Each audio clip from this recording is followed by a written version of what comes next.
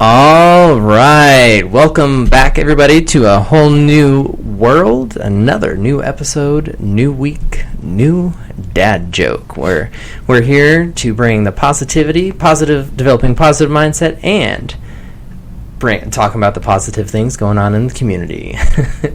So, it's time for everybody's favorite part of the week is our dad joke of the week. And if it's not your favorite part of the week, I hope you smile at least once. So, I was thinking the other day, circles, they're just like the most ridiculous shape. They just don't have a point. I get it. Yeah. I didn't have to think as long and hard on it as I thought I might have. It's a math joke in honor of me being accepted into I'm a teacher again, y'all. Hey, math and science. So, but enough about me. We have a very special guest here today, and his name is Mr. Brad White. And I'll let you say hello. Hey, happy to be on the show. Yeah, thanks for coming. Glad to have you. Thanks for having me. Yeah. So, you are a coach, correct? Yeah, absolutely. Yes. Yeah. All right. So, tell us a little bit about yourself, like where you're from, hobbies, interests. How'd you get into coaching? Yeah, absolutely. So I'm from Plano, Texas. Okay. I wasn't born here, but I got here as soon as I could. All right. I was 1 year old, so I consider. You pretty much. Yeah. It counts. and I've pretty much lived here my entire life. And speaking of dads, I'm a husband and father of 3 kids. So, my family is one of the most important things in my world. So, I've been married to my wife for 22 years. Oh, congratulations. Fantastic. Going on 23 in August, so we're very, very excited about that. I've got 3 kids. I've got twin daughters that are 16. Oh, they just started driving in January. Oh, God bless you. A little scary. God bless you. A little scary, but it's all good. I will stay off the sidewalks. That's probably smart. And I've also got a 14-year-old boy. Okay. So not driving yet. Not driving yet, and probably won't when he's 16 either. Yeah. He's one of those boys who might need a little extra maturing. So we'll have to see. Yeah. But yeah, I got into coaching. Last year for a little over a year ago, and kind of my background was as a corporate executive. I was the chief operations officer for a software training company. Okay. And that was my career for over 22 years of my adult life. And then kind of like a lot of people found that I really wasn't finding much purpose and passion in that anymore. And so that's when I decided to, kind of like you and I talked before the show, really kind of looking at our values and what drives us and really what gets us out of bed, and getting into that kind of flow. Yep. And speaking and training and coaching were it for me, and so I just said, look, I got to do it. Yeah. How did you figure out that's what it was? Interestingly enough, I'm very much of a process kind of guy. So I went through a process where I said, okay, first off, what am I good at? Okay, it's just in the grand scheme of all the things that I could do in my life, let's at least look at what I'm good at. But then as a second process, I went through and said, okay, what am I passionate about? What am I excited about? Yeah. And just as an example, I was basically a technology guy. So I wasn't like a chief technology officer. I wasn't a CIO or anything like that. I was more operations and people leadership focused. But I'm really, really good at technology, but I wasn't excited about it. I don't get excited about fixing Wi-Fi problems and printer problems and all that other stuff. What? Really? Crazy, right? Oh, yeah. So that was a very, very simple process where I basically just said I looked at what I was good at and what I was passionate about and matched them up and said, these are the top 3. So got to go do it. That's good. And I like how you start with what you're good at, and then because it's similar to what I was going through. Because you and I had talked before, and just for listeners out there who obviously were not part of that conversation. Right. So I'd left teaching, and I was, in the past couple months, I've been looking for jobs, and I just, I really don't want to do this one. I never, any job that I looked at, I never really got that sense of fulfillment from. And it wasn't until I went to this career management class, and they talked about getting in flow, and that's why I was trying to use a new word. Very nice. That I realized I was like, what, teaching's really what I'm passionate about and making a difference that way. So that's why I'm heading back into the teaching world. Fantastic. Part of it. Yeah. Well, you and my wife have a lot in common, because my wife has been a teacher for over 10 years and just recently retired. Yeah. She's very excited about that, because it's a hard life. It's fulfilling for sure. She loved the teaching part, but it also is quite challenging in terms of life balance. So. Oh yeah, there's many hours outside of the classroom that you spend too. But yeah, so speaking of which, though, you focus mainly on, with your coaching, quitting workaholism, and specifically with dads, correct? Yeah, that's absolutely it. Yeah, when I started getting into coaching, one of the words of wisdom that I received from a lot of people was basically find a niche, right? Find something that's unique and special in the world, because I mean, there's a million coaches out there. Yeah. And so trying to find something that was very specific that I could own in terms of like the market. Yeah. And also what I was passionate about, and that's part of my origin story was I was a workaholic for a large part of my career. Kind of had one of those epiphany light bulb moments where I decided, no more. I'm going to change my world, and I'm going to change my life for the better. And basically spent the last half of my career as a recovering workaholic. And so those words just sort of rang true to me that, okay, if that's my story and that's what I have experience with, I can go help other people that are in that struggle right now or about to go over that cliff. Yeah. And help them, to talk them off the cliff. And give them the tools and techniques and strategies to really just get their life back. And so, when did you quite realize that you were a workaholic yourself? Like, did you always know, man, or was it just all of a sudden wow, I'm spending way too much time to one of your kids say something? Like what? Well, interestingly enough, it was definitely something I knew I was. It's hard to not know when you're sleeping at the office. Oh yeah.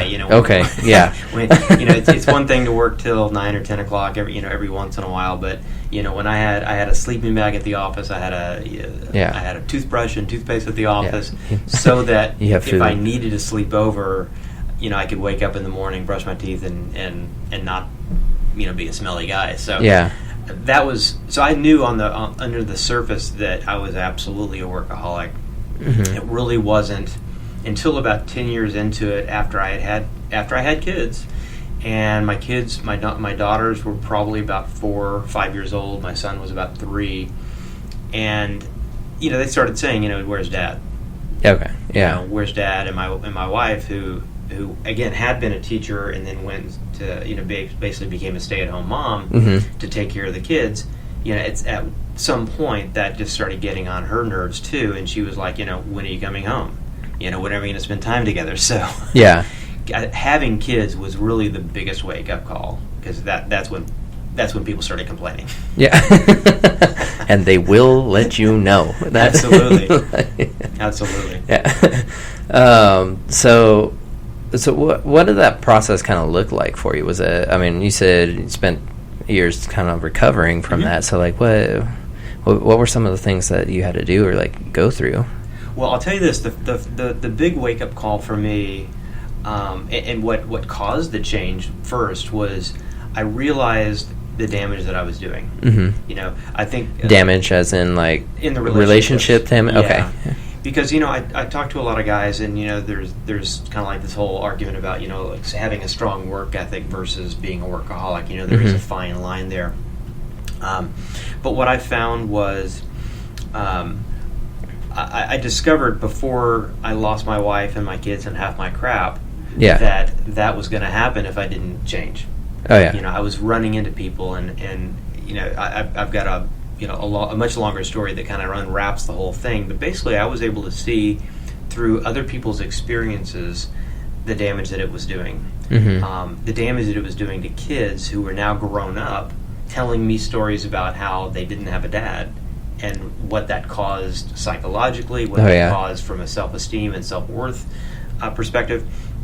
And thankfully, I learned from other people's experiences instead of having to go through that tragedy myself, that if I didn't change, I was really going to be screwing up my entire life and my kids. And so that was kind of the big change for me. But what it looked like as a recovering workaholic was basically just making very, very conscious choices to not work crazy hours. I had to get really, really... Was that easy at first or difficult? No, I wouldn't. Okay. Because I pushed back, right? When my wife said, why aren't you, where are you? When are you coming home? I pushed back with, in hindsight, I can say this quite clearly, I pushed back with my ego and my pride. And basically said, I've got to do this. I have to do this. I have to make the money for the for the family. I've got to do this to pay the bills. And so I leaned into what I would call the knee-jerk reaction, which is, I'm the provider. I must do this for, quote unquote, you all, right? Yeah. For my wife and my kids. I was giving them not what they wanted. They wanted me. Yeah. I was giving them a paycheck, and so that was really that was the part where I really had to get very intentional about how do I actually serve my family in a way that they want, not just what they what I think they need. And so so I had to get really, really efficient with what I did. And so basically, just kind of like the short story is, I was able to go from somebody working 75 hours a week down to 50 hours a week on purpose, intentionally, by simply focusing on what I needed to do, not all the things that I could do. Yeah. Right? That's sometimes hard to differentiate, but okay. Laser focusing, getting more productive, getting more efficient, working on the right things, not everything. And really being purposeful about what I said no to. What I delegated. And that's kind of what I teach people to do now.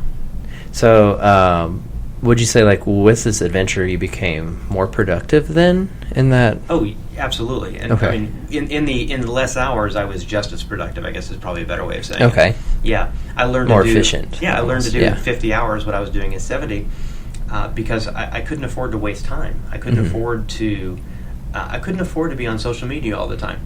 I couldn't afford to be on Facebook.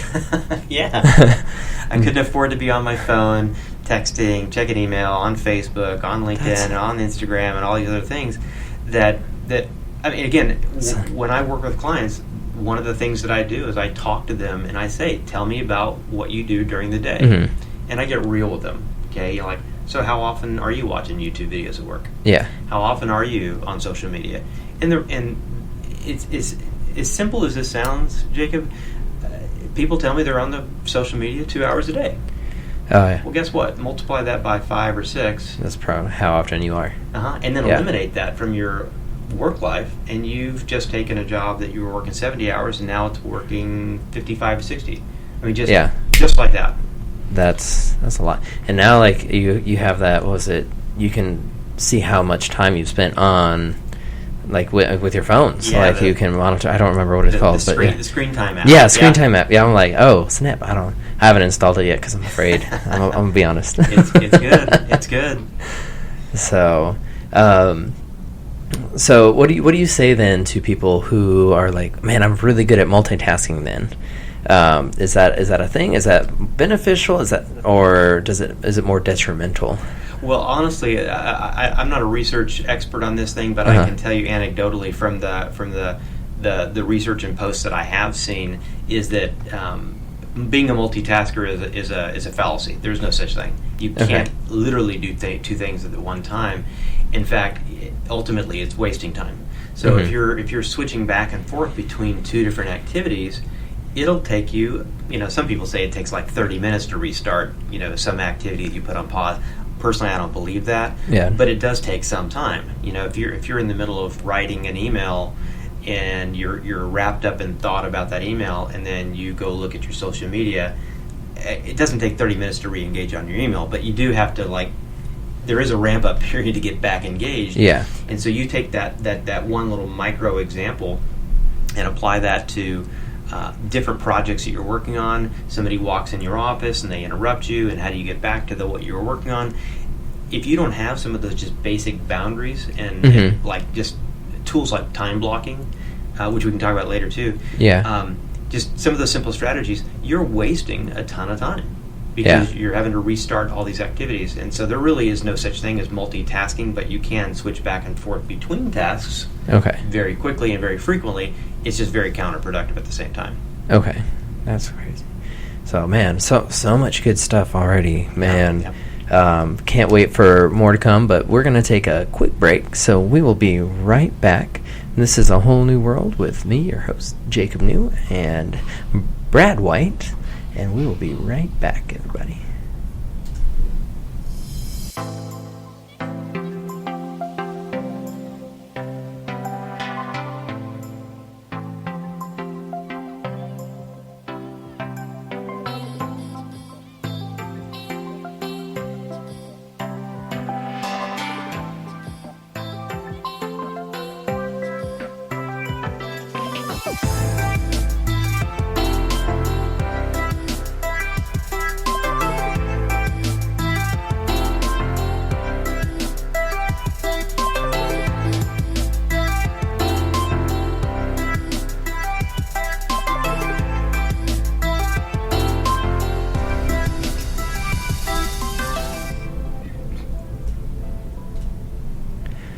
All right, welcome back, everybody, to A Whole New World with me, your host, Jacob New. Hey. And we have Brad White with us today talking about how to quit that workaholism. Yeah, so thanks again for being on the show with us. So before the break, you mentioned time blocking as another strategy. So can you kind of give us a short description of that? What is? Yeah, absolutely. Time blocking, honestly, it's a very, very simple technique, and for somebody, it just basically means blocking off certain elements of your time. So, like, if you just looked at a normal work week, the first thing that most people do when they wake up in the morning is they check their email. Mm-hmm. They check their phone. Get on they check social their text, media, whatever. Yeah. And whatever plan you thought you had is now thrown out the window. You know, because you're now chasing all the very immediate... Chasing all the different rabbits. Yeah, chasing the rabbits. And so a technique just in terms of time blocking is, you know, the first thing you do on your calendar is you block off an hour of time. And some people have to start with 15 minutes or 30 minutes. The goal would be to maybe even time block an hour, or even 2 hours. And it's basically where you say, look, in this hour, I'm going to do my most important, most productive work, the things that has to happen right now. Yeah. And I'm not going to let anything interrupt that time. I'm going to turn off my phone. I mean, preferably I'm going to turn off my phone. I'm going to put my computer on airplane mode. I am going to, I'm going to turn off notifications. Yeah. And just broke the chair, sorry. And if somebody wants to come in, like if I'm in an office environment, somebody wants to come in and they say, hey, do you got a moment? My answer is no. No, I don't. But at 9 in the morning or 10 in the morning, yeah, I'll come get you.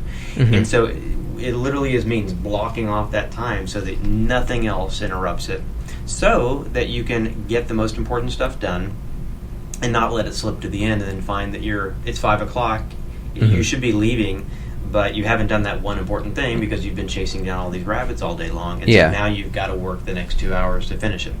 So it's a very, very simple concept, and ultimately the goal is to do that on a consistent basis. Some people time block every single day for an hour.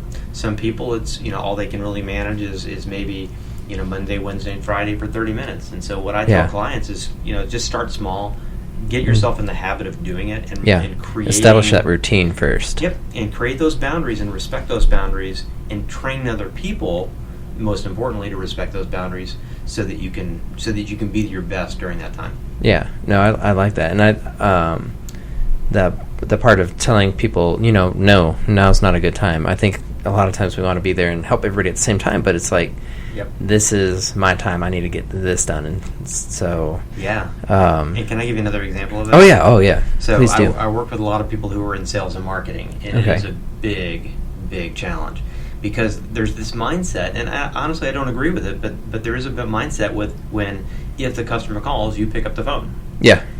Even if it's 8 p.m. or 9 p.m. or Saturday, or Sunday, and you're with your family at like picnic, almost 24/7. Yeah, and I've had people on my podcast as well that have been in sales, and they've shared that story, and quite boldly and quite affirmingly have said, I answer the phone when my customers call.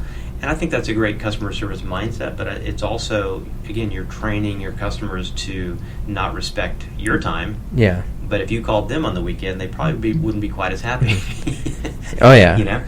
I mean, it almost is like you're time blocking for your social and family life then at that time. Like, no. Yeah, exactly. So, Yeah, that's some good stuff. So, limit the social media and time blocking. So, what were some other things that you went through? Did you get a coach yourself, or like, would you read books? Like, how did you come across these strategies? Absolutely. So I've had a coach off and on throughout my entire career. As a person in the corporate world, I hired an executive coach. So they were working with. I was a C-level officer in a company, and so I had an executive coach, and they were working with me on life stuff for sure, but more importantly, it's like how I was showing up at the office, and they did help me work on my productivity. What do you mean how you were showing up? Like, just from like because you slept on the couch, you have to not as much like that. Okay. Like a lot of different coaches work on a lot of different things, but just an example, and I do this with clients as well now. It's like you show up, and if you're a leader of a team, how do you show up as a leader? Are you a leader, or are you just sitting in your office and working all day? Oh, okay. Do you delegate and not follow up? There's all sorts of techniques to help make people better employees and better leaders. Okay. And so I've had coaches that have helped with that kind of stuff off and on. I've learned productivity hacks and tools and tips. I have a growth mindset, and so that's one of the things that I live by. And so just like, my daughter walks in and she wants to know how to do something, my first response is, have you Googled it? Have you looked it up on YouTube? Yeah. And that's because there's some answers there, and there's some resources there. And it doesn't cost any money either, so that's kind of nice. And but you can go to YouTube and Google time blocking, and there's probably 100 different videos on how to do it. Yeah. And productivity hacks and things like that.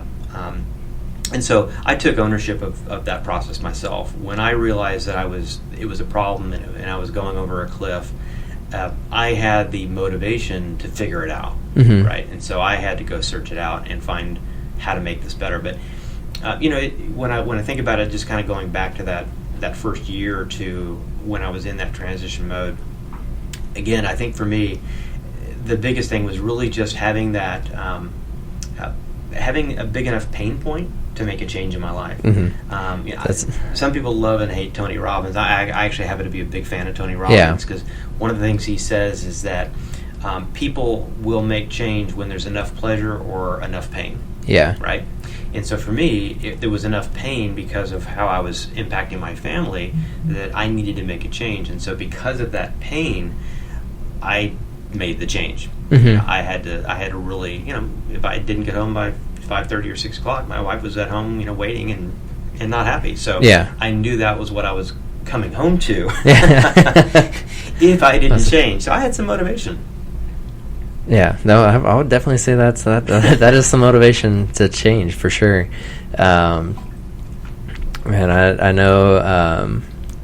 For me, it's people keep telling me I'm getting married this November, and they're like, remember this one saying, "Happy wife, happy life," and I was like, oh, okay. And I'd say that's pretty true. Yeah, wisdom there. Yes, I like the saying, "Happy spouse, happy house," because then it's both people. But anyways, yeah, absolutely. But so now, do you feel? I guess I don't want to just say happier, but I mean, since you've reduced the number of hours that you're working, what changes did you notice in, I guess, your mental state, I guess, and family relationships? I will tell you this. I mean, it's night and day. Night and day difference. Because if you think about it, when I was a workaholic and I was working 70, 75 hours a week, and I was sleeping at the office, and that was like norm. I mean, I wasn't sleeping at the office every night. But it was a routine part of my life. I did not have time for family. I did not have time for friends. I didn't have time for hobbies. I didn't have time for health. And you can get away with that when you're 20 and 25 years old. When you're 28 years old. When you start hitting your mid-30s and you're not working out, you start gaining weight. Yeah, I've noticed that. I've got my. I'm like, dang, the struggle was real. Yeah, because you can't keep eating and drinking at the same level because your metabolism just slows down because you're just sitting in a chair all day long. Right? You're just not as active. And so for me, it was a steady decline. And I look back at the time, and I was probably close to 20 pounds heavier than I am now. Okay. And because I was just eating crap, I was at the office all day. Quick food. Yeah. Crap food. And so the biggest change that I noticed first absolutely was my mental state, because when I let go of the I don't know if the right word is facade, but when I let go of this illusion of being caught up with my work, because that's literally just never possible. There's always something. More work. Yeah. When I let go of that illusion and just said, look, I can only do so much in a day that I can. There's going to be that same work tomorrow, and I'll get to it tomorrow. When I let go of that, that one just mindset change was what allowed me to get my joy back. Okay. But if you think about it, I traded 20 hours that I was spending at the office. And what do you do with 20 extra hours a week? I mean, there's a lot. If everybody who's listening right now said, take 20 hours of work and get rid of it, and now what would you do with that 20 hours? Oh. Some people would sleep more, I would say my first thought was nap. Yeah. Well, and people are sleep deprived, and they're working. They're sleeping six hours a night, and you can do that in spurts. But if you're doing that long term, I mean, your health is going to suffer. Your mental state is going to suffer. And so I was able to get more sleep. That's number one. Yeah. I was able to spend more time with my wife, which, by the way, made her happier, which made the whole house happier, which also made me happier. Yeah. I got more time to spend with my kids, which, again, they're at that age, especially when they're like 3 and 5 and, under 10 years old. I mean, they're hanging on your leg, and they want to spend time with you. They don't do that for very long, They don't do it when they turn teenagers, I can guarantee you that. Yeah. But so I was actually having quality time with my kids, and when they would come up to me, at 8 p.m. in the evening or 7 p.m. and say, "Daddy, can we play?" the answer was yes, I can. Whereas a lot of people that I talk to that are struggling with workaholism, they walk up to your dad, and say, "Can we play?" And it's like, unfortunately, no, I can't. Daddy's working. Yeah. Okay. And if you keep doing that, you are creating some problems. You're really causing some problems, because kids, they interpret that as work is more important than me. Yeah. And then what are they going to do in the future? I feel like they're going to put work first. Oh, in fact, a great story about that. I was doing a talk a couple months ago, and there was about workaholism. And there was a guy in the room, and I was sharing my story. And there was a guy in the room that was a CPA, and he came up to me afterwards and said, "Brad, the message you shared really hit home, because and this guy is probably close to 70 years. Well, he's close to 65 years old. Yeah. So he's literally ready to retire." And he said, "Brad, at my peak, I was working 100 hours a week." Ooh.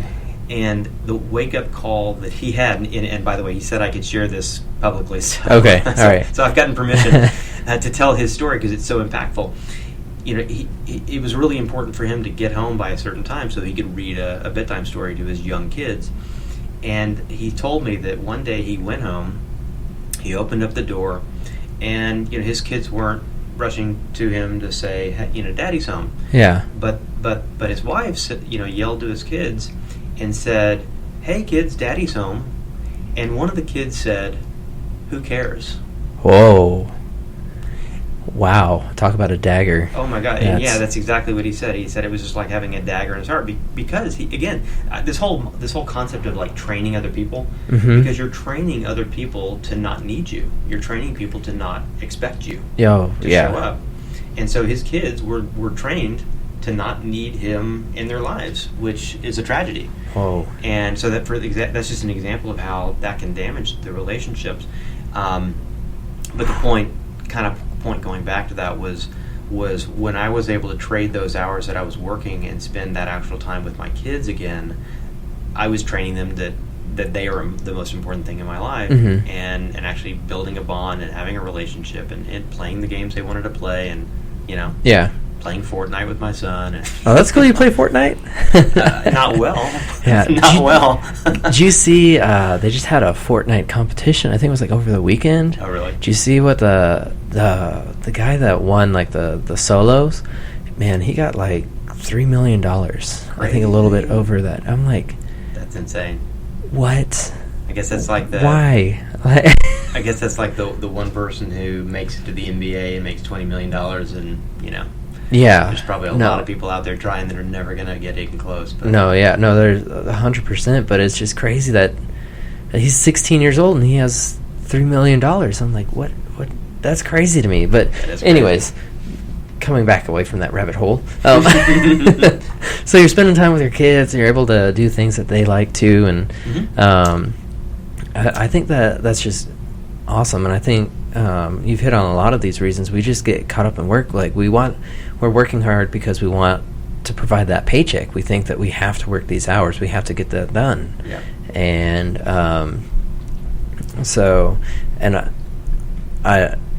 I like this episode so much because it's you mainly work with dads, but I mean this can be applied to anybody. Absolutely. But when you're working with people, do you have much kickback? Like people resisting what you're saying? Like, no, I'm not going to do that, or like. Well, I would say once people decide that there's a problem and they want help and they reach out for help, I don't get much pushback. No. Okay. Before they start working with me, they absolutely get pushback, and I'll give you an example. So, oftentimes, and you'll find this as a married man eventually. Yeah. Usually the wife is the instigator of, hey, there's a problem, something needs to change. That's usually what happens. From my personal experience and from a lot of other married couples' experiences. And so oftentimes it's the wife that's saying, I'm lonely, I'm depressed, I'm feeling neglected, there's a problem here, something needs to change, and oftentimes it's, we need to go to a therapist. We need to go find a counselor that can help us because our marriage is in problem. Marriage is in trouble, and I can tell you, I can tell you 30 different stories of couples that I've encountered where the husband was rejecting that whole concept. I mean, like, no, and obviously this doesn't have just revolve around workaholism, but rejecting the fact that their wife is unhappy and feeling like there's a problem and something needs to change, and saying, "Hey, fine. let's go to therapy," and the husband will say, "No, I'm not going." Yeah. If you want to go, great. I'm not the problem. Quote unquote. Yeah. And so there's usually a little bit of pushback on that. The other angle I've seen is, and I think this is tragic, is there are some people, especially men out there, that look at workaholism as a badge of honor. Instead of saying it's a problem, they're like, "No, I'm this is what I'm supposed to be doing." Right? Yeah. Is that something like just you think society's kind of created that idea, or just something they created? No, I think it's absolutely a cultural thing. I think it's a learned thing. Absolutely, and so as guys, we again, I know from my own personal example, it's all ego and it's all pride. Yeah, pride is a dangerous thing. Yeah, and it's an empty thing. But when you think, I'm a strong worker, and I'm making good money, and I really need to keep working, and my customers are counting on me, and using that as the scapegoat. It's very easy to excuse the behavior and say, this is not a problem. This is what I'm made to do. I'm made to make money for our family. But again, I always go back to that question of, if you're in that situation where you are a workaholic and you feel like that's a badge of honor, go talk to your family and ask them what they want. Yeah. Ask them, would they rather have more of you or more money? And I guarantee you, unless you've just got a gold digger in the family, unless you've just got that, you're very likely going to get the answer from your wife and from your kids. No, we would rather have more of you. Okay. And so it's an illusion. We are fooling ourselves if we think that our value 100% is just the job and it's just the paycheck. Oh yeah, no, I agree. And I think from I haven't had like coaching for workaholism, but my fiance and I have been going to like counseling. Everything's good, but like it's just helping us with our communication. And it's fantastic. Really helped our relationship tremendously, and it was hard for me to get over that at first because I think there's like the stigma with guys like I don't need counseling, like I'm I don't need help. I'm supposed to be the provider. I'm supposed to be like this strong, stoic person, and like the rock. Right. And it's almost like you have to let go of your pride, so you can. There's something wrong. I need help. And there's nothing wrong with asking for help. I am proud of you for doing that. Yeah. In fact, I would encourage you to keep doing that. Now, and especially for like pre-marriage, it's great when after you quote unquote get married and now you're on your honeymoon. You might not need to do it every single week. No, but I would encourage you to go once a month. Something like that. Because and this is the crazy part. We go to school. We spend 4 years going to school to get a degree to learn how to do some technical skill. Yeah. Programming, teaching, engineering, whatever it is. We don't go to a 4-year degree. We don't go to school to get a 4-year degree in how to be a married person. No, or how to communicate. Well, some people, speakers, I guess. How to manage your finances. I mean, the stuff that really ends up screwing up most marriages is communication and money. And we don't spend a minute educating ourselves on how to do that, at least before we get married, typically. So I think you're doing it smart. Yeah, no, I appreciate that. Thank you. Keep doing that. No, we will. So, shoot, time is sure flown by. So we're about to close up. But any last minute remarks? Any last minute tips for anybody going through workaholism? Any other tips? What? Yeah, I would say, from a tip perspective, I'm going to go back to one of the points that I made, and I'll make another one. And so the basic concept is, and I'll do kind of like laser in this one. You've got to take ownership of the fact that there's a problem. Yeah, that's number one. Take ownership. Not easy all the time. It's not the business. It's not the industry. It's not the role. It's not the customers. It is you. You're making the choice to do it. Okay, that's first off. So, and the good news is, if you're making the choice to do it, you also have the power to make the choice to not be a workaholic. So that's number one. Second thing, and this is something, again, you and I talked about a little bit before the show, is just you need to look at your core values. What's most important in your life? Because if your core value is just making a crap ton of money, okay, then keep being a workaholic. Yeah. I've found pretty much 100% of the time that the core value is not just making a whole lot of money, but at the end of the day, it's your wife and your kids and your relationships that matter most. And so establish your core values and then start living by them.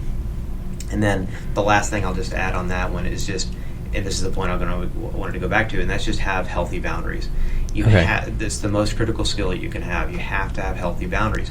Boundaries between work and non-work. Okay? Yeah.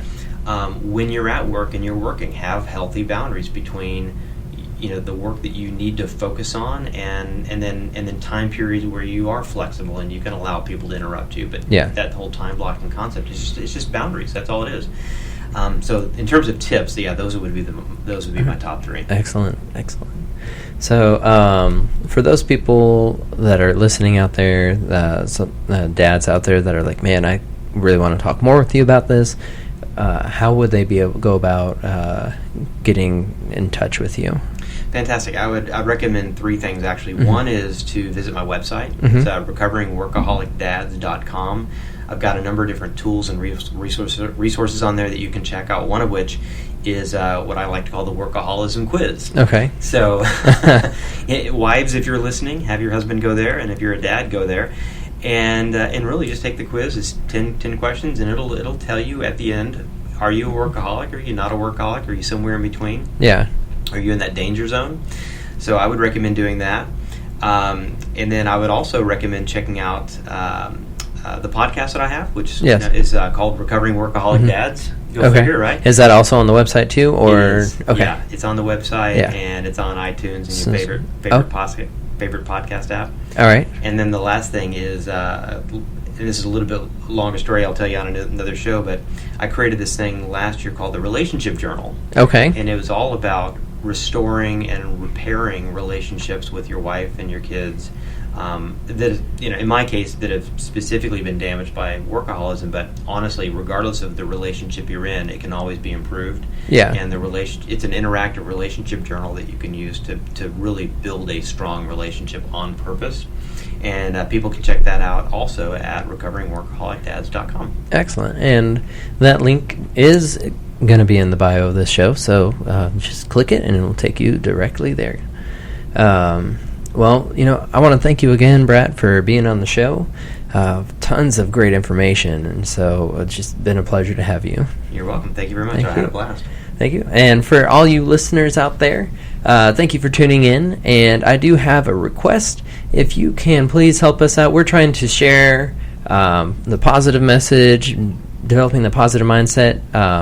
Please share this with anybody that you know. Click that little share button and send it to them. We want to spread the positivity and help people develop that positive mindset, get them out of workaholism. So it would be doing us a great favor. So thank you guys for doing that, and thank you guys again for tuning in. This has been another fantastic episode of A Whole New World with me, your host, Jacob New. And we just want to, as always, if you only learn to do one thing, learn to make a difference. Y'all have a fantastic week.